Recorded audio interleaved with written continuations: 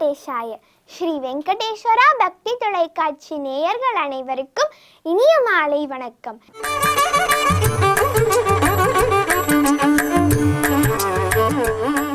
இன்று 17ஆம் பாசுரம். அம்பரமே தண்ணீரே சோரே அரஞ்செய்யும் எம்பெருமான் நந்தகோபாலா எழுந்திராய். இந்த பாசுரத்தை கேட்போமா?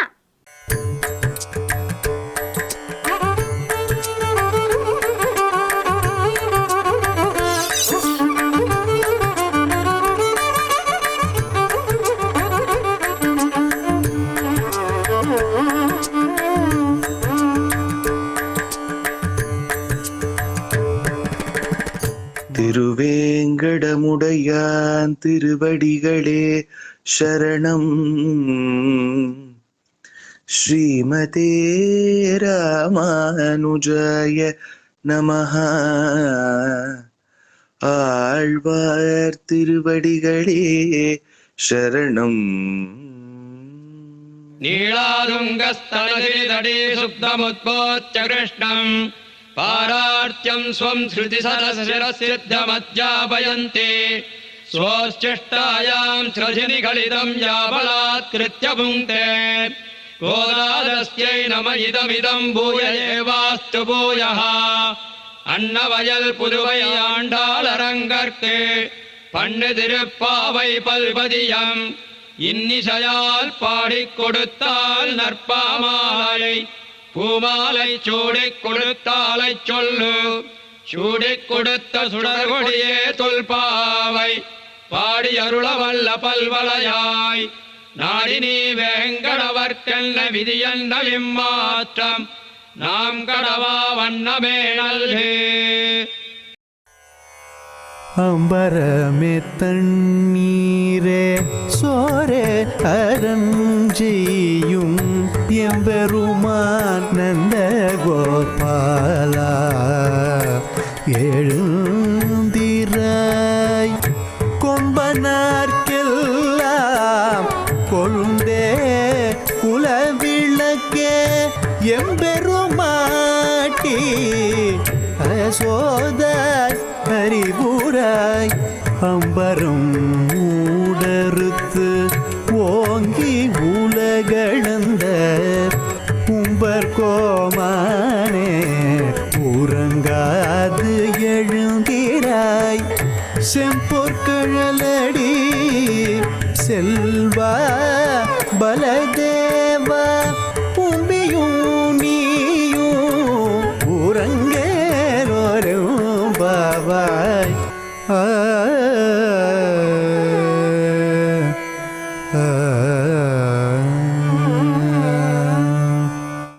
கோலபிறந்தவோர் கோவிந்தன் வாழுவோர் சோதி மணிமாடம் தோன்றுவோர் நீதியால் நல்லவத்தர் வாழுவோர் நான் மறைகளோதுவோர் வில்லிபுத்தோர் வேதக்கோனோர் பாதகங்கள் தீர்க்கும் பரமநடி காட்டும் வேதமனைத்துக்கும் வித்தாகும் கோரதமிழ் ஐயந்துமைந்து மரியாத மானிடரை வையம் சுமப்பதும் வம்பு.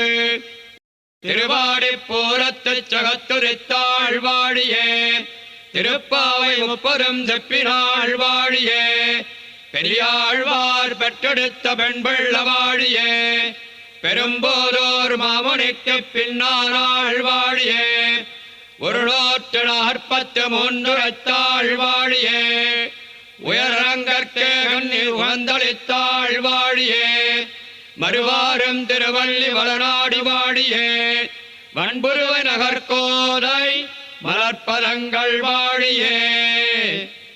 ஆண்டாள் திருவடிகளே சரணம்.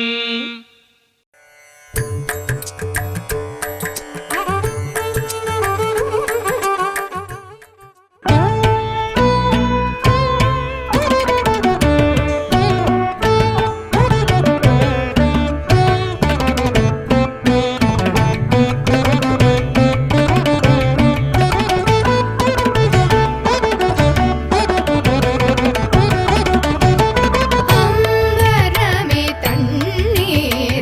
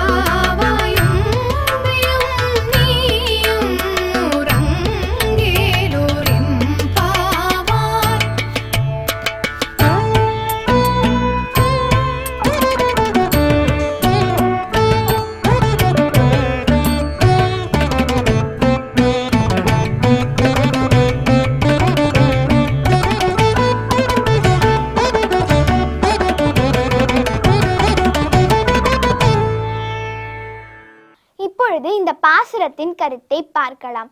ஆடைகளையும் குளிர்ந்த நீரையும் உணவையும் பிறர் திருப்தி அடையும்படி அளவுக்கு தர்மம் செய்ய வேண்டும். நந்தகோபரே, கண் விழிக்க வேண்டும். பெண்களுக்கெல்லாம் தலைவியான யசோதையே, நீ எழ வேண்டும். திருவடிகளால் உலகளந்த தேவர்களின் தலைவனான கண்ணனே, நீ கண் விழிக்க வேண்டும். செம்பொன்னால் செய்த சிலம்புகளை அணிந்த பலராமனே, நீயும் உன் தம்மியும் உறக்கத்திலிருந்து எழுந்து எங்களுக்கு தரிசனம் தர வேண்டும். இதுவே இந்த பாசுரத்தின் கருத்தாகும்.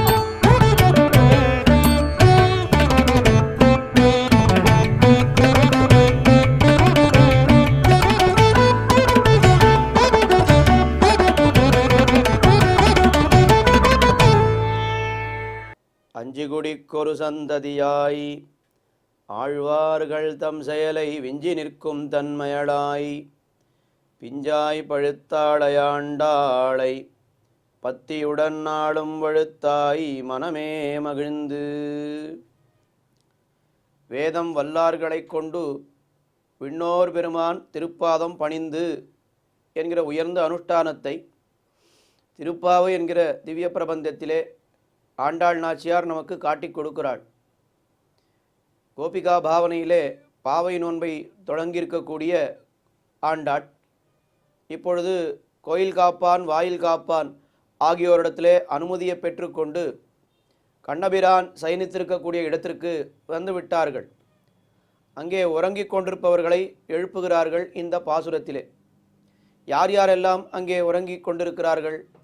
நந்தகோபர் அவர் முதலிலே இருக்கிறார். அடுத்தது யசோதை பிராட்டி அவள் இருக்கிறாள். அடுத்தபடியாக கண்ணபிரான், அடுத்தபடியாக நம்பி மூத்த பிரான் பலராமன் என்ன நால்வரும் இந்த கிரமத்திலே உறங்கிக் கொண்டிருக்கிறார்கள். இவர்கள் நால்வரையும் ஒவ்வொருவராக எழுப்புகிறார் இந்த பாசுரத்திலே. அம்பரமே தண்ணீரே சோரே அறம் செய்யும் எம்பெருமான் நந்தகோபாலா எழுந்திராய் கொம்பனார்க்கெல்லாம் கொழுந்தே குலவிளக்கே எம்பெருமாட்டி யசோதாய் அறிவுராய் அம்பரம் உடருத்தோங்கி உலகளந்த உம்பர்கோமானே உறங்காதெழுந்திராய் செம்பொற்கடலடி செல்வா பலதேவா உம்பியும் நீயும் உறங்கேலோரெம்பாவாய். முதலிலே நந்தகோபரை எழுப்புகிறார். அவரை எழுப்பும் பொழுது என்ன சொல்லி எழுப்புகிறார்கள் என்னால், நேரே நந்தகோபாலா எழுந்திராய் என்று பெயர் சொல்லி அழைக்கிறார்கள். அவர் ஊருக்கு தலைவராயித்தே, அவருடைய பெயரை சொல்லலாமா என்னால் அத்தனை எளிமையாம் நந்தகோபர்.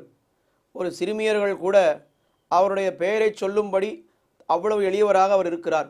அதனால் உரிமையோடு அவர் பெயரை சொல்லி எழுப்புகிறார்கள், அழைக்கிறார்கள். அவரை சொல்லும் பொழுது என்ன சொல்கிறார்கள், நிறைய தானம் பண்ணக்கூடியவர் நந்தகோபர். அவர் என்ன தானம் எல்லாம் பண்ணினார், அம்பரமே தண்ணீரே சோரே அறம் செய்யும். அம்பரம் என்னால் வஸ்திரங்கள், வஸ்திரங்கள் நிறைய தானம் பண்ணுவார் நந்தகோபர். தண்ணீர் தீர்த்த தானம் நிறைய பண்ணுவார். சோறு பிரசாதம் அன்னதானம் நிறைய பண்ணுவார். எல்லாவற்றையும் பண்ணுவார் நந்தகோபர் என்னால் எப்படி சொல்லி இருக்கலாம், அம்பரம் தண்ணீர் சோறு அறம் செய்யும் எம்பெருமான் நந்தகோபாலா சொல்லியிருக்கலாம். ஆனால் அப்படி சொல்லாமல் அம்பரமே தண்ணீரே சோரே என்று சொன்னார்கள். என்ன அர்த்தம், அந்த ஏகாரத்தினாலே என்ன அர்த்தம் என்னால், ஒவ்வொரு தானத்தை அவர் பண்ணும் பொழுது பார்த்தால், ஓ இவர் இந்த தானம் பண்ணுவதற்கென்றே இருக்கிறார் போலும் என்று நினைக்க தோன்றுமா. ஒரு நாள் அவர் வஸ்திரதானம் பண்ணார்.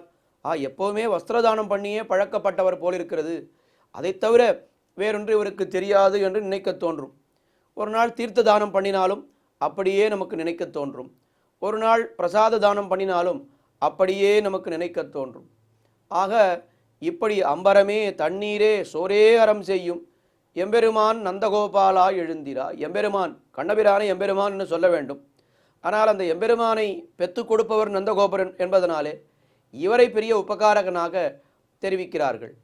சரி, புராணத்தை எடுத்து பார்த்தால் இவர் அம்பரம் தண்ணீர் சோறு இதெல்லாம் எங்கே பண்ணியிருக்கிறார், எங்கேயாவது பண்ணியிருக்கிறாரா என்னால் எங்கேயும் காண கிடைக்கவில்லை. ஆனால் இதையெல்லாம் கண்ணன் பண்ணியிருக்கிறான். வஸ்திரதானம் திரௌபதிக்கு பண்ணினான், தீர்த்ததானம் அர்ஜுனனுக்கு பண்ணினான் குருக்ஷேத்திரத்திலே, சோறு பிரசாத அன்னதானம் அவன் இடைப்பிள்ளைகளுக்கு பக்த விரோசனத்திலே பண்ணினான். இதையெல்லாம் கண்ணன் பண்ணியிருக்கிறான் என்னால் தகப்பனாரிடத்தில் இருந்ததுன்னா அந்த குணம் அவனுக்கு வந்திருக்கும். அதனால் இதையும் அவர் எங்கேயாவது செய்திருப்பார் என்ன அப்படி கொள்ள வேண்டும். அதற்கு மேலே பாவார்த்தம் என்னவென்னால், இத்தனை பேருக்கு இத்தனை வஸ்துக்களையும் நீர் கொடுக்கிறீரே, எங்களுக்கு எல்லாமுமாக கண்ணன் இருக்கிறானே, அவனை எங்களுக்கு கொடுக்க வேண்டும். எங்களுக்கு அம்பரம் கண்ணன் தான், எங்களுக்கு தண்ணீர் கண்ணன் தான், சோறு கண்ணன் தான், தாரக போஷக போக்கியங்கள் என்று சொல்லுவார்களே, எங்களுக்கு தாரகமும் கண்ணன் தான், போஷகமும் கண்ணன் தான், போக்கியமும் கண்ணன் தான், எல்லாவற்றையும் எங்களுக்கு கொடுக்க வேண்டும் என்று ரொம்ப அழகாக சாமர்த்தியமாக பிரார்த்திக்கிறார்கள். அடுத்தபடியாக யசோதையை எழுப்புகிறார்கள். அவளை எப்படி எழுப்புகிறார்கள், ரொம்ப ஆச்சரியமாக அவரை எழுப்புகிறார்கள். கொம்பனார்க்கெல்லாம் கொழுந்தே குலவிளக்கே. கொம்பனார் என்னால் ஸ்திரீகள் எல்லோருக்கும் அவள் கொழுந்தாக இருக்கிறாள். என்ன பாவார்த்தம் என்னால், ஒரு பெண்ணினுடைய கஷ்டம் ஒரு பெண்ணுக்குத்தானே தெரியும். நாங்கள் இங்கே வாடுகிறோம், செடி வாடினால் முதலிலே கொழுந்து தானே வாடும். அப்போ நாங்கள் இங்கே கஷ்டப்பட்டால் வாடுவது நீ ஆயிற்று என்று காட்டுகிறார்கள். கொம்பனார்க்கெல்லாம் கொழுந்தே, பெண்களுக்குள்ளே அவள் தலை சிறந்தவள் என்பதை சொல்லவே வேண்டாம். இன்னும் உயர்ந்த அர்த்தம் என்னவென்றால், எம்பெருமானை பிள்ளையாக பெற்ற பெண்களுக்குள்ளே அவள் மிக உயர்ந்தவள். பாருங்கள், மத்ஸ்யாவதாரம், கூர்மாவதாரம், வராகாவதாரம், நரசிம்மாவதாரம், இதற்கெல்லாம் தாயார் யாருன்னு நமக்கு தெரியாது.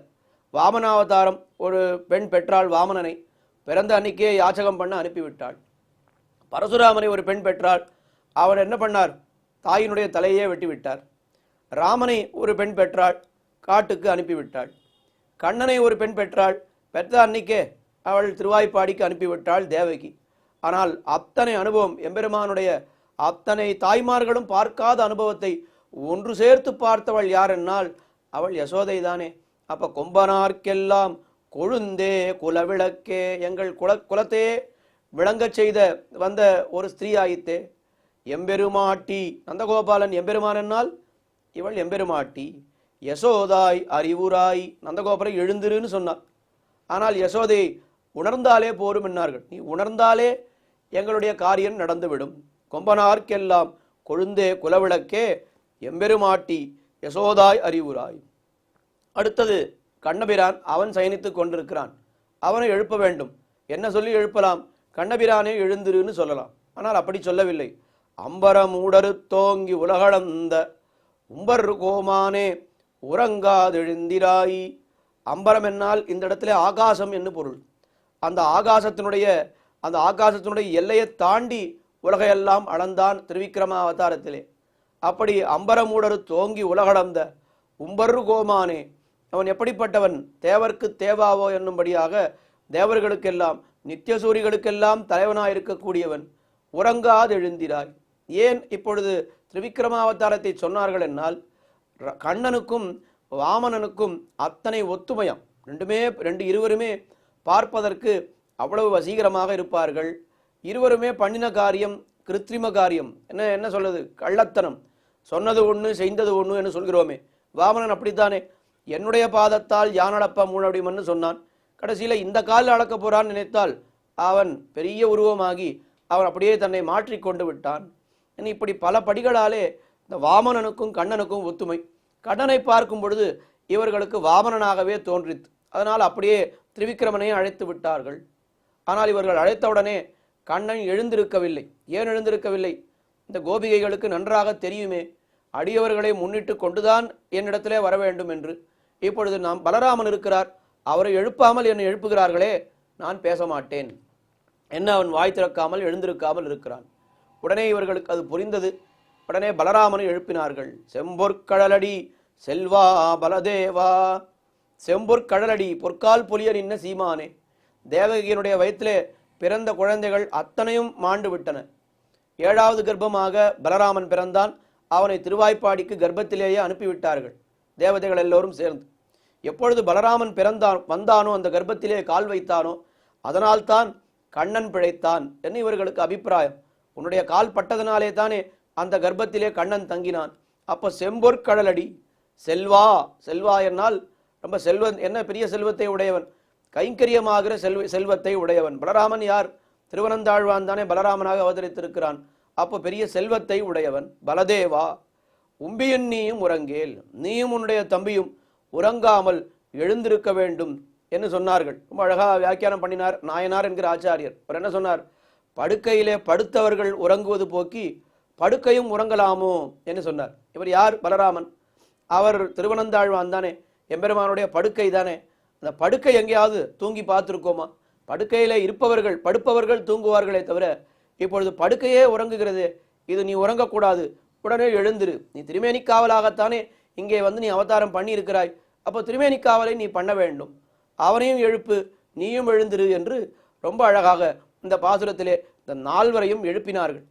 இந்த பாசுரத்திலே உணர்த்தப்படுகின்ற திவ்ய தேசம் அது காழிச்சீராம விண்ணகரம். இன்றைக்கு சீர்காழி என்று சொல்கிறோமே, சிதம்பரத்துக்கு அருகே இருக்கக்கூடிய திவ்ய தேசம் சீர்காழி. அங்கே எம்பெருமான் எப்படி சேவை சாதிக்கிறார்? அவர் திரிவிக்கிரமனாகவே சேவை சாதிக்கிறார். ஒரு குரலா இருநிலம் மூவடிமண் வேண்டி உலகனைத்தும் ஈரடியால் ஒடுக்கி ஒன்னும் தருகவெனா மாவலியை சிறையில் வைத்த தாடாளம் தாளனை வீர் என்ன அவரை அந்த திருவிக்கிரமாவதார அபதானத்தை சொல்லிதான் திருமங்கை ஆழ்வார் பாடுகிறார். அந்த திருவிக்கிரமாவதாரத்தை சொல்லி பாடுகின்ற அந்த எம்பெருமானை பற்றி பாடும் பொழுது கிருஷ்ணனுடைய சரித்திரத்தையும் பல சொல்லி அவர் பாடுகிறார். அப்போ கண்ணனும் திருவிக்கிரமனும் ஒன்று என்று ஆழ்வார்கள் பலரும் திருவுள்ளம் பற்றியிருக்கிறார்கள். இங்கேயும் கண்ணனை எழுப்பும் பொழுது திருவிக்கிரமனை சொல்லியே எழுப்புகிறார்கள். அதனால் ரொம்ப அழகாக பொருத்தம் இருக்கிறது.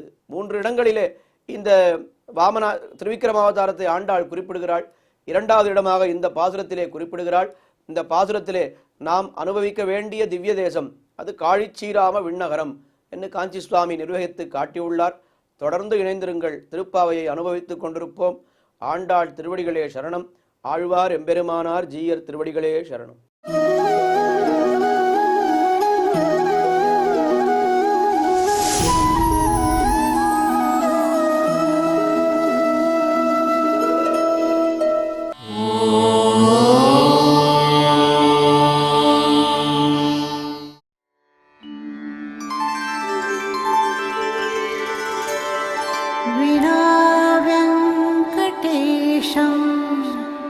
ननाथो ननाथः सदा वेङ्कटेशं स्मरामि स्मरामि हरे वेङ्कटेश प्रसीद प्रसीद